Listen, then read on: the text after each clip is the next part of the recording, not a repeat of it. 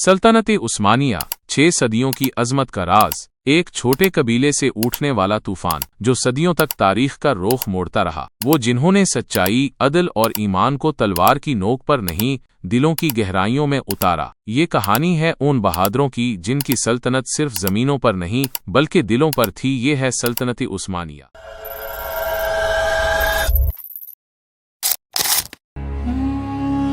एक कबीला, एक ख्वाब। कहानी का आगाज 13वीं सदी में अनातोलिया के एक छोटे तुर्क कबीले से होता है जिसका नाम काई कबीला था। इस कबीले के सरदार अर्तुगरुल गाजी न सिर्फ बहादुर थे बल्कि बाकिरदार और दीनदार भी। उन्होंने अपनी बहादुरी और अदल से सल्जूकी सल्तनत का दिल जीता और उन्हें अनातोलिया के मगरिबी किनारे पर जमीन अता हुई। यही वो बुनियाद थी जिस पर उस्मान गाजी ने एक ऐसी सल्तनत की तामीर की जिसने दुनिया को बदल दिया। उस्मान अव्वल का नजरिया, अदल, तौसी और दयानत। उस्मान गाजी अर्तुगरुल के बेटे एक गैर मामूली विजनरी थे। उन्होंने न सिर्फ तर्क कबाइल को मुत्तहिद किया बल्कि इस्लाम के उसूलों को रियासत की बुनियाद बनाया। उस्मान का नजरिया 3 सुतूनों पर कायम था। 1. अदल, जिसके बगैर सल्तनतें कायम नहीं रहती। 2. तौसी, लेकिन तलवार से नहीं, दिलों को जीत कर। 3. दयानत, हुक्मरान की जाती जिंदगी में सच्चाई और इखलास। यही वो बुनियाद थी जिसने सल्तनत को वक्त के साथ मजबूत किया। खुलफाए राशिदीन की मीरास। उस्मानी सलातीन खिलाफत राशिदा को अपनी आइडियल रियासत मानते थे। वो न सिर्फ दुनियावी इक़्तिदार को अहमियत देते बल्कि रूहानी जिम्मेदारी को अव्वल दर्जा पर रखते। उनके दरबारों में उलमाए किराम को खास मकाम हासिल होता और कुरान और हदीस की रोशनी में फैसले किए जाते।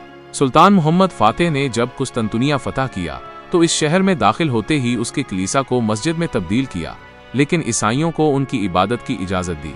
ये रवादारी और इंसाफ सल्तनत के दवाम की बुनियाद बनी। इदारा जाती मजबूती। सल्तनत उस्मानिया ने चंद ऐसे इदारे कायम किए जो वक्त की आजमाइश पर पूरे उतरे।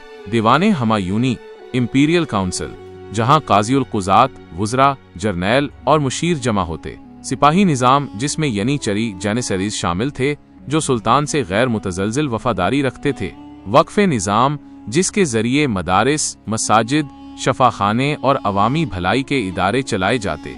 ये इदारे अवाम और सल्तनत के दरमियान रब्त का ज़रिया बने। फतूहात से ज़्यादा कुलूब की तस्खीर।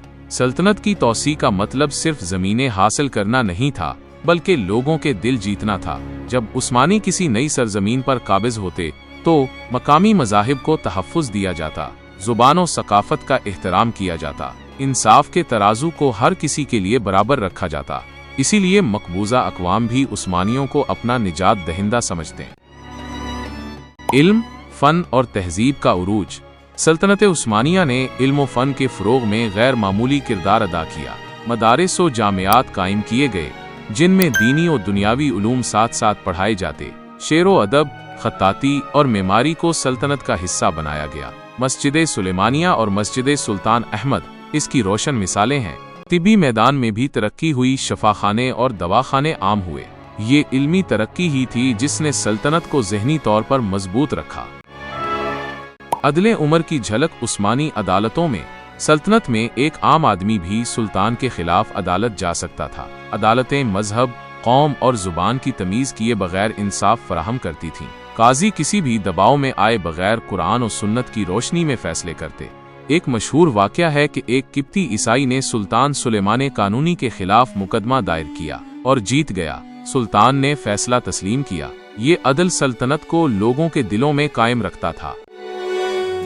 रवादारी, फतह से अजीम जज्बा। सल्तनत उस्मानिया में करोड़ों गैर मुस्लिम बसते थे लेकिन सबको अपनी मजहबी आज़ादी हासिल थी। सल्तनत का मुलल्लक निज़ाम हर मजहबी ग्रोह को अपने मजहबी मामलात खुद चलाने की इजाज़त देता था। यही निज़ाम मुआशरती हम आहंगी की बुनियाद था।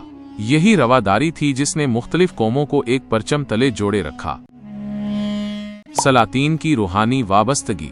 उस्मानी हुक्मरान सिर्फ दुनियावी ताकत के तलबगार न थे, वो सूफिया, मशाइख और उलमाए दीन से जुड़े रहते। हज़रत मुहियुद्दीन इब्न अरबी, मौलाना जलालुद्दीन रूमी और दीगर औलिया-उल्लाह के अफकार सल्तनत के मिजाज का हिस्सा थे। सुल्तान सलीम अव्वल ने जब खिलाफत की जिम्मेदारी ली तो मदीना मुनव्वरा की खाक को आंखों से लगाया। ये रूहानी वाबस्तगी उन्हें सिर्फ हुक्मरान नहीं बल्कि खादमे दीन बनाती थी।